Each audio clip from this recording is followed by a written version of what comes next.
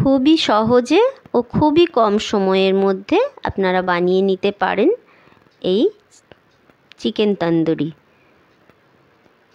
নমস্কার বন্ধুরা, মিতার রান্নাঘরে সবাইকে স্বাগত।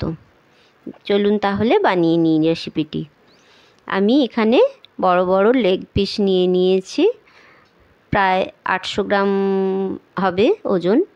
এবার ওগুলো পরিষ্কার করে নিয়ে আমি দেখুন কাট লাগিয়ে নিচ্ছি। চিকেনের গায়ে একটু কাট লাগিয়ে নিলে ভেতর পর্যন্ত মশলাটা চলে যায় এবং টেস্টি হয় খুব। সবকটা চিকেনের গায়ে আমি কাট লাগিয়ে নিয়েছি। আমি এখানে লেবুর রস দিয়ে দিচ্ছি। দুটো ম্যারিনেশন হবে পরপর। আমি ফার্স্ট ম্যারিনেশনটা করে নিচ্ছি, লেবুর রস দিয়ে নিলাম। এবার পরিমাণ মতো নুন দিয়ে দিলাম এবং আদা রসুন ও কাঁচা লঙ্কার একটা পেস্ট বানিয়ে নিলাম। নিয়ে ওটা ওর মধ্যে দিয়ে আমি ম্যারিনেশনটা করে নিচ্ছি। ভালো করে একটু টাইম নিয়ে ঘষে ঘষে আমি ম্যারিনেশনটা করে নেব। হয়ে গেছে ম্যারিনেশন। আমি এটাকে রেখে দেবো 1 থেকে 1.5 ঘন্টার জন্য। এবার এরম একটা ছোট্ট ফ্রাই প্যান নিলাম, ওটাকে গ্যাসে বসিয়ে দিয়ে ওর মধ্যে ঘি দিয়ে দিলাম। ব্যাস, এবার গ্যাসটা অফ করে দিলাম।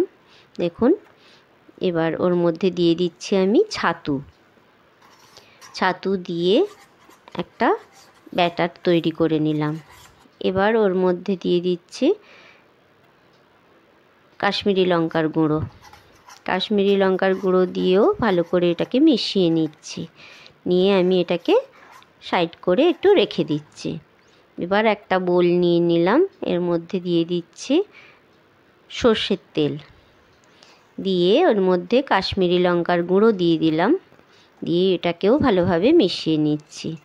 এইভাবে মিশিয়ে নিলে কালারটা ভালো আসে, সেই জন্য আমি এভাবেই মিশিয়ে নিলাম। এবার কতগুলো ঘরোয়া মশলা আমি এখানে অ্যাড করে দিচ্ছি। দেখুন, ধনের গুঁড়ো দিয়ে দিলাম 1.5 চামচ, জিরের গুঁড়ো দিয়ে দিলাম 1 চামচের মতো, গরম মশলা আমি দিয়ে দিচ্ছি 1 চামচের মতো, বিট নুন দিয়ে দিচ্ছি, নর্মাল নুন দিয়ে নিলাম।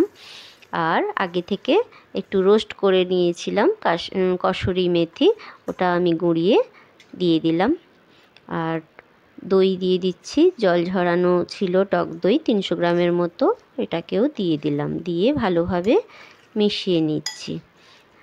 আর ওই যে আমি যে একটা ব্যাটার বানিয়ে রেখেছিলাম ছাতু আর কাশ্মীরি লঙ্কার গুঁড়ো দিয়ে, ওটাকেও আমি এর মধ্যে দিয়ে ভালোভাবে হাত দিয়েই আমি ভালোভাবে ব্যাটার তৈরি করে নিলাম।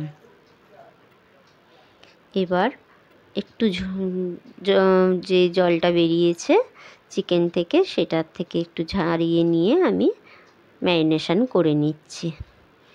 ভালোভাবে আঙুল দিয়ে কাটা যে অংশগুলো আছে ছুরি দিয়ে কেটেছিলাম, সেইগুলোর মধ্যে আমি ভালোভাবে মাখিয়ে দিচ্ছি।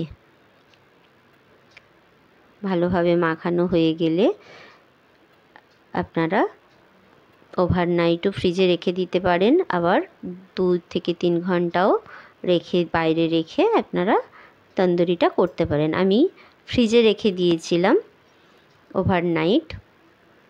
তো এবার একটা ফ্রাই প্যান নিলাম, তার মধ্যে দিয়ে দিলাম একটু বাটার ও সাদা তেল।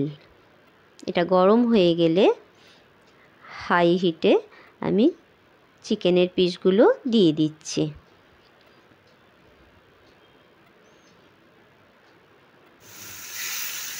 এক মিনিট হাই হিটে রাখার পর আমি এটাকে লো টু মিডিয়ামে দিয়ে এই রান্নাটা করে নেব।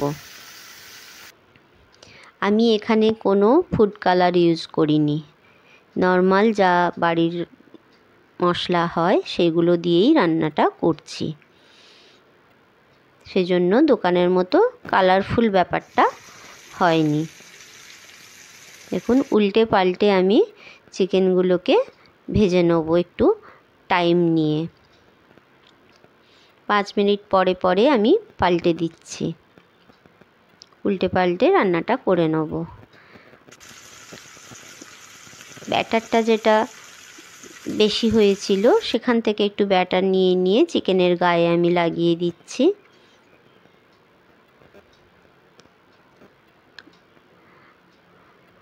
একটু তেল আর বাটারটা চিকেনের গায়ে ব্রাশ করে দিচ্ছি।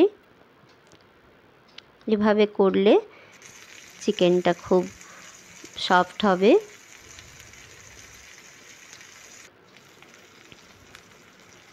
মোটামুটি হয়েছে, কিন্তু বড় পিসগুলো হয়নি। ছোট পিসগুলো একটু নামিয়ে নিলাম, বড় পিসগুলোও তার সঙ্গে আমি নামিয়ে নিচ্ছি। প্যানটা একটুখানি আমি পরিষ্কার করে নেব। যে মশলাগুলো ছিল ওগুলো একটু পুড়ে পুড়ে গেছে।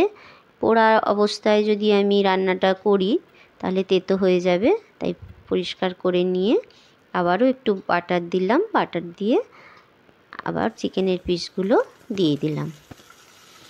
দিয়ে আবারও 3 থেকে 4 মিনিট ধরে আমি রেখে রেখে আবার উল্টে পাল্টে ভেজে নিচ্ছি।